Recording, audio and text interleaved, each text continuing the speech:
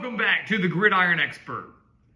The stakes are high in Cincinnati this weekend as number 19 Tulane takes on the 21st ranked Bearcats in a game that is huge for the New Year's Six bowl race. The winner of this game, guys, goes to the American Athletic Championship game, has a shot to make a New Year's Six bowl game, while the loser more than likely misses out on that opportunity, assuming that UCF can take down a one-loss USF team. Crazier things have happened, but more than likely the loser is out. No New Year's Six bowl, no shot at a conference championship. The winner, they keep their hopes alive. Who's it going to be? Is it going to be the Green Wave? Is it going to be the Bearcats? That's what we're here to predict today, right here at the Gridiron Expert. So again, guys, welcome back to the channel. We're so glad you could join us today. Please continue to like, comment, subscribe, share our videos, and of course, check out everything down in the description below, including those expert picks over on our website, thegridironexpert.com. Some of the best college football and NFL spread picks in the entire country, guys, for one of the lowest prices in the entire country, beating out over 80% of the national analysts and handicappers each of the last 4 years. Go check it out, sign up today, and become a part of our GE Nation so you can make a lot of money this holiday season. We guarantee it, guys. Guarantee you will make that money back in a day with those expert picks. So let's take a look at this game, guys. Both teams, Tulane and Cincinnati, both come in at 9-2, both 6-1 in conference play. Both of their conference losses were to UCF. That is why if UCF wins over USF this weekend, then the loser of this game will miss out on the American Athletic Championship game. That's why it's such a big deal who wins this. We take a look at the offense. We'll start with Tulane.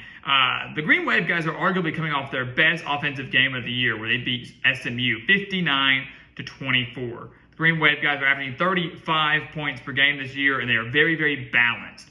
And that's been the key for their success, is the balance they bring offensively. 229.4 passing yards per game, 189.7 rushing yards per game. And for me, it really comes down to two key players. Obviously, their quarterback and Michael Pratt. He's thrown for over 2,200 yards, 20 touchdowns, just 4 interceptions, takes phenomenal care of the football, and has shown some dual threat capability and from time to time. He's very mobile, I will give him that. They also have Tyjae Spears as well, their running back, who has 996 yards, so he will eclipse that 1,000-yard mark heading into this game. 12 touchdowns on the year, had 121 rushing yards on just 13 carries last week, with 2 touchdowns in that big win over SMU. So Tulane has been a team that for most of the year has kind of been known for their defense. They do and have shown from time to time the ability to put a lot of points on you if you're going to let them. And SMU definitely did. Take a look at Cincinnati. The Bearcats are pretty solid offensively, of course. And, that was a major concern coming into this year. Would the Bearcats be good on that side of the ball after losing so much firepower, including their star quarterback in Desmond Ridder? Yeah, they've been just fine. 31.7 points per game. This is the team that is leaning more on the pass. They're not nearly as balanced as Tulane. They're more of a pass-heavy team, averaging 270 passing yards per game compared to just 128 on the ground. And it all starts, of course, with Ben Bryant.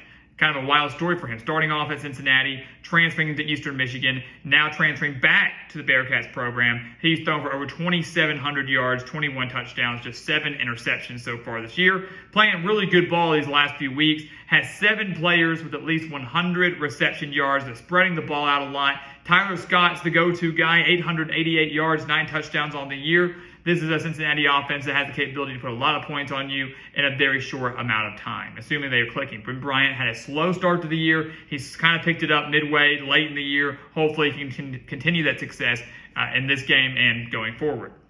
Take a look at the defense, though, guys. The Cincinnati offense, especially the passing game, they're going to have a tough test against Tulane. This Tulane defense is, I'll use the word, elite. That's what they've been. It's a major reason for their success, why Tulane is on course for having their best season since 1998. They're averaging just 19.5 points per game. That's how much they're giving up. So allowing less than 20 points per game. They're giving up 189 passing yards per game, just 147 on the ground. To me, that's the worst number. The 189 passing yards per game is a really dang good number. Giving up nearly 150 on the ground is slightly concerning. And there's an opportunity for Cincinnati here to maybe stray away from the pass-heavy offense and try to focus a little bit more on the ground. Run to set up the pass. Take a look at the Green Wave, though, guys. They've forced 18 turnovers this year, including 10 interceptions. They forced 5 turnovers last week against that high-powered SMU offense. This is a team, guys, that across the board isn't necessarily flashy. Tulane's defense isn't flashy. They're not the best in the country, but they do things right. They bend, they don't break, they force turnovers, they get after you, they force you into second and third and long, and they make sure to stop you on those as well. 7 of the 11 opponents that Tulane has faced have been held to 24 points or less. It's a pretty dang good mark considering the regular season's almost over. Take a look at Cincinnati. Of course, defense has been a strength for them in recent years as well. There's no exception this year. The Bearcats giving up just 19.7 points per game, so practically the same as Tulane. 188.6 passing yards per game and 135 rushing yards per game. So 13.2 yards separate Cincinnati and Tulane when it comes to total yards per game they're allowing on average. Just 13.2 yards. Not that big of a drastic difference there. I will say this, though. Cincinnati's pass rush is dangerous. The Bearcats have 33 sacks on the year. 33 sacks on the year, led by Ivan Pace Jr., who has 8 sacks on his own. The Bearcats have forced 16 turnovers. Tulane has forced 18. Tulane's offensive line has allowed 23 sacks so far this year. Not the best mark in the world. Michael Pratt, he's mobile, but sometimes he has to be mobile so he doesn't get taken down. So the key for Cincinnati here, guys, is, of course, to eliminate the balance that Tulane provides. Eliminate Tulane and make sure they have to be one-dimensional, but to get after Michael Pratt, to break through that offensive line. It's been shaky at times this year, to flex your muscles, get a good pass rush, force Tulane into the second and third and long situations, some that I really genuinely don't think Tulane will be able to pick up consistently. That's going to be the key for Cincinnati in this game. So what is going to happen, guys? What is going to happen? Season finale, top 25 showdown. Who would have thought that Tulane and Cincinnati would be this important back in the preseason? Not only who would have thought it would be a top 25 showdown, but that the winner of this game has a shot to go to a New Year's Six bowl game, while the loser, despite being 9-2, going to finish the regular season at 9-3, might not even get to go to the conference championship game, wouldn't even have the shot at a New Year's Six bowl. That's how competitive the conference is and how big of a deal this game is. So what's going to happen? For me, guys, I think it's going to be really, really hard to pick against Cincinnati.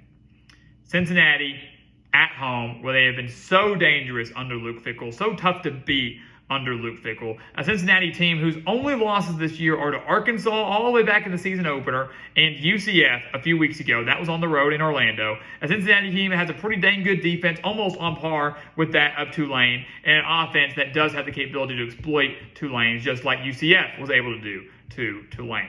I believe Cincinnati, guys, at home does not let this game slip away. The Bearcats have been in this situation before. They were in the playoff last year. They've won the American Conference before. They've been in high-pressure games and situations before. Tulane, not so much.